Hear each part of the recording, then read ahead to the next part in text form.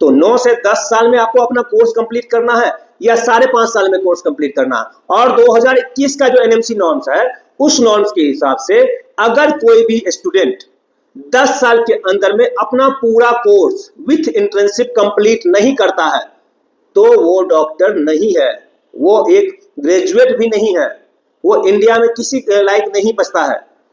Hi friends, आज जो हम आप लोग के बीच आए हैं उसका चर्चा का मेन उद्देश्य ये है कि एमबीबीएस लोग जो कर रहे हैं कहाँ से करना चाहिए कहाँ से नहीं करना चाहिए, उस पर हम मेन चर्चा करने के लिए आए हैं कि हमें एमबीबीएस कहाँ से करना चाहिए।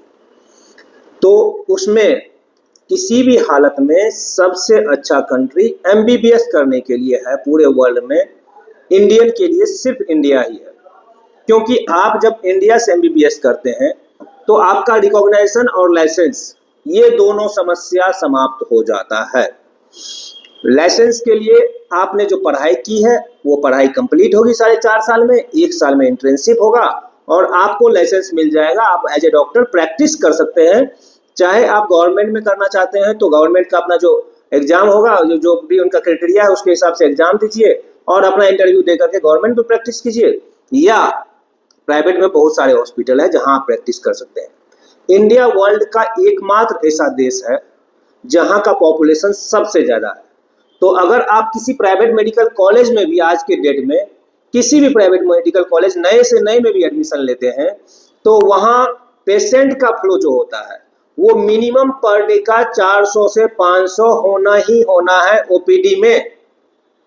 चाहे आप कहीं भी जा करके प्रैक्टिस कीजिए, प्राइवेट में प्रैक्टिस कीजिए या कहीं भी कुछ कीजिए, आपको 400-500 पेशेंट पर डे आने ही आने हैं अगर नया कॉलेज है तो भी। तो पहला ये हो जाता है कि आप जहां एडमिशन ले रहे हैं उस जगह पर आपको इस तरह की कोई समस्या नहीं होगी कि पेशेंट कितने आ रहे हैं नहीं आ रहे हैं। पॉपुलेशन हमारे यहाँ पूरे वर्ल्ड में ज़्यादा है तो नेचुरली सी बात है कि पूरे वर्ल्ड में जितने भी कंट्री में हम बाहर बच्चे जाते पढ़ने के लिए, वहाँ किसी के यहाँ 4 करोड़ पॉपुलेशन होता है, किसी के यहाँ 5 करोड़ होता है, किसी के यहाँ 14 करोड़ होता है, बस इससे ज़्यादा कुछ नहीं है। तो मोटा मोटी इन सब कंट्री से ज़्यादा तो आपको प्रैक्टिस के मामले में आपको नंबर 1 पे आपका ही देश रहेगा कि जहां आप प्रैक्टिस अच्छे से कर सकते हैं।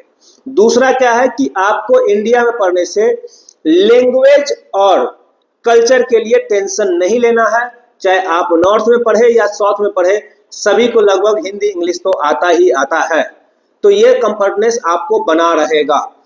जहां तक जो है कॉस्ट का बात है, कॉस्ट में जो है जो प्राइवेट मेडिकल कॉलेजेस हैं उसमें कॉस्ट आपको 10 लाख से लेकर के 20 लाख 25 लाख पर ईयर तक जाता है। और जो गवर्नमेंट मेडिकल कॉलेज है उसमें फ्री ऑफ कॉस्ट ही समझ लीजिए, क्योंकि पूरी पढ़ाई कीजिएगा तो भी आपको लाख रुपया से ज़्यादा खर्चा नहीं पड़ रहा है। 4.5 साल में किसी कॉलेज में लाख रुपया नहीं पहुंच पा रहा है। जैसे आप पीएमसीएच में ही पढ़ाई कर रहे हैं तो 6,500-7 हज़ार रुपया सालाना फीस है, खाने पीने का जो है 12 से 13 हज़ार रुपया सालाना फीस है।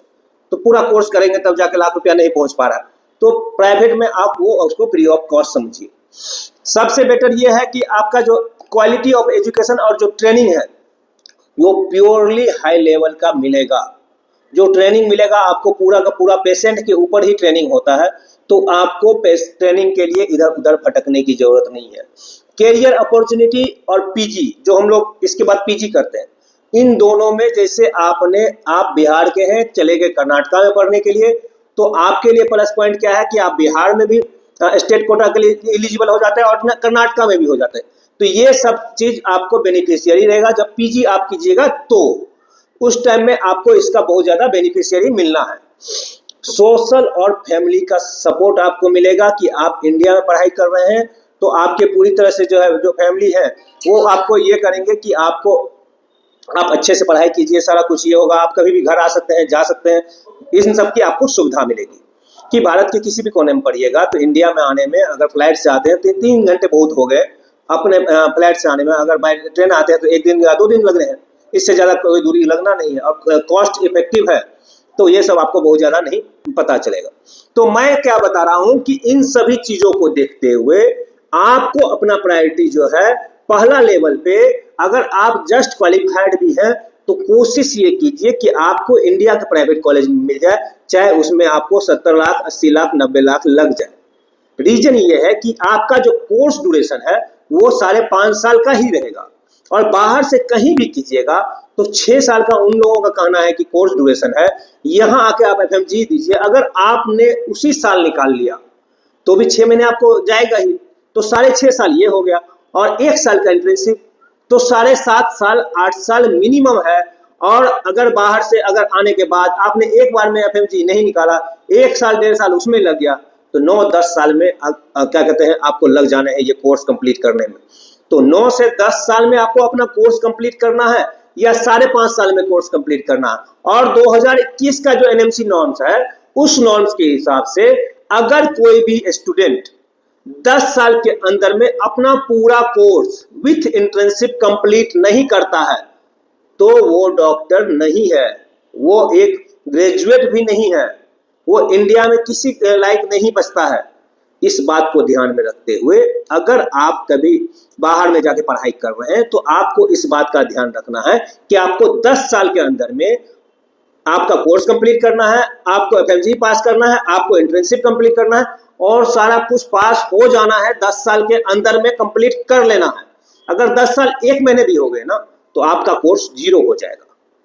तो इस सभी से बचने के सीधा सिंपल तरीका है कि आप इंडिया में MBBS करें, BDS करें, BAMS करें, BHMS करें, BUMS करें, अगर डॉक्टर ही बनना है तो।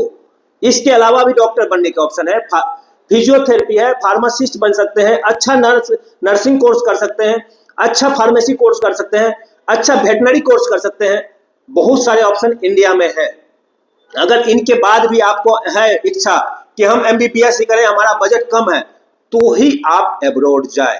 एब्रॉड जाने से पहले आप सभी लोग ये वीडियो जरूर देखें। All the best, thank you.